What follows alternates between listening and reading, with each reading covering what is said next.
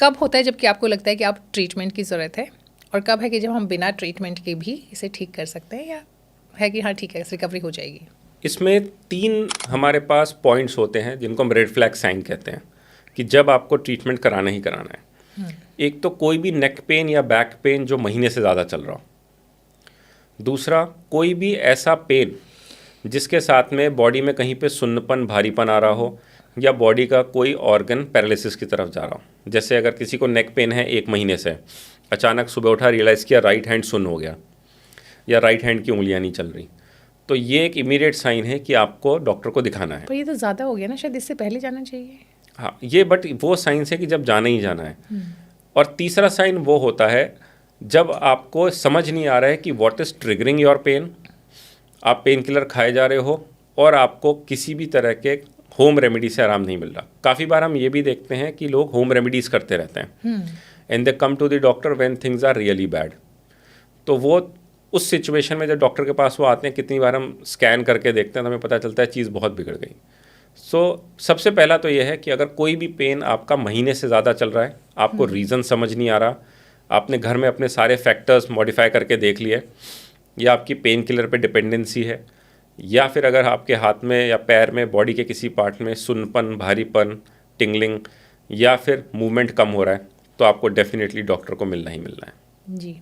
तो ये जो आपने रेमेडीज़ की बात की थी, ये आपके हिसाब से कैसे कैसे पेशेंट आपके पास आते हैं? अगर कुछ ऐसे जो आपको लगता है कि अरे भाई ये तो बताने वाली बात है कि ऐसा भी होता है, तो वो आप ज़रूर बताएं हमें। हाँ, अभी थोड़े दिनों पहले एक पेशेंट था, वो पढ़ाई कर रहे थे अपने किसी कोर्स के लिए। तो वो एग्ज़ाम से 2 दिन पहले मेरे पास आए कि अब उनको सीवियर पेन हो रहा है बैक में और ऐसा लग रहा है कि शायद एग्ज़ाम भी नहीं दे पाएंगे, और वो महीनों से इसी एग्ज़ाम की प्रिपरेशन कर रहे थे।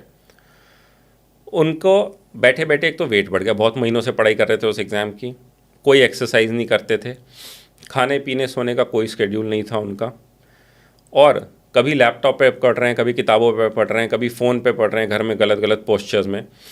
तो उनका ये हाल कुछ महीनों से चल रहा था। उनको एग्ज़ाम से 1.5-2 महीने पहले सिम्टम्स आने शुरू हुए सीवियर बैक पेन के। मेडिसिन खाई, इग्नोर किया, पढ़ते रहे।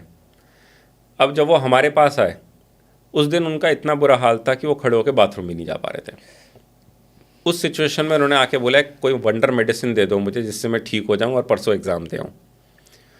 तो उस सिचुएशन में जो लोग हमारे पास आते हैं, तो हम सबसे पहले उनको ये पूछते हैं कि आपने 1-1.5 महीना या 2 महीना किया क्या घर में अपने लिए। तो ज़्यादातर लोग ये कहते हैं कि हमने सिकाई करी, हम बिस्तर पे लेटे रहते थे, और हमने किसी भी तरह का मूवमेंट अवॉइड किया कि पेन ठीक हो जाए। तो ये 3 ऐसी चीज़ें हैं जो हर कोई करता ज़रूर है, लेकिन क्या ये सही है कि नहीं, आज हम उसकी भी बात करते हैं। बिल्कुल बिल्कुल। अगर हम बिस्तर पे ही लेटे हैं पूरे दिन, that is first of all not a treatment for back pain. आजकल कोई भी सीवियर से सीवियर बैक पेन हो, अगर आपने 2 दिन बेड रेस्ट लेके देख लिया, it is not going away, you should definitely see a doctor. उसके सिवा अगर आप ये सोच रहे हैं कि एक्सरसाइज ना करें उससे पेन बढ़ रहा है, तो इसका मतलब ये है कि वो एक इनडायरेक्ट इंडिकेशन है बॉडी का कि बॉडी आपकी लोड लेने को रेडी नहीं है। अगर आप ही के मूवमेंट से, हल्की फुल्की एक्सरसाइज से आपका बैक पेन बढ़ रहा है, तो इसका मतलब something is terribly wrong with your body. तो एक्सरसाइज ना करके बिस्तर पे लेट गए और सिकाई पे सिकाई किए जा रहे हैं ये सोच के कि आपका पेन ठीक हो जाएगा, that is actually not a remedy. कितने पेशेंट हमारे पास आते हैं, उनकी पीछे की स्किन जल गई होती है सिकाई कर करके, हॉट वाटर बॉटल लेके सुबह से बैठ जाते हैं, अपना पीछे लगा लेते हैं बैक में, और अपना जो काम कर रहे हैं वो करते रहते हैं।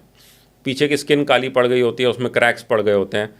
हमारे पास उस सिचुएशन में जब वो आते हैं, उनका सिर्फ एक यही होता है कि एक ऑफिस की मीटिंग अर्जेंट है शाम को, मुझे शाम तक के लिए ठीक कर दो। तो कभी कभी लोग होम रेमेडीज़ घर पे ज़्यादा कर लेते हैं। Pain killer dependency is of course one thing कि जो इंडिया में थोड़ी ज़्यादा है। उसके सिवा जो नेचुरल पेन किलर है, जैसे कुछ लोग क्या करते हैं कि कहते हैं कपूर लगाने से फ़ायदा होता है। कपूर जो होता है कैम्फर, हाँ, तो वो कहते हैं कि कपूर को क्रश करके गरम उसके साथ तेल के साथ लगाने में फ़ायदा होता है। तो ये सारी बहुत सारी होम रेमेडीज़ हैं जो लोग करते हैं बैक पेन के लिए। They are useful to some extent, but अगर कोई भी पेन आपका परसिस्टेंट है, then you should go and see a doctor.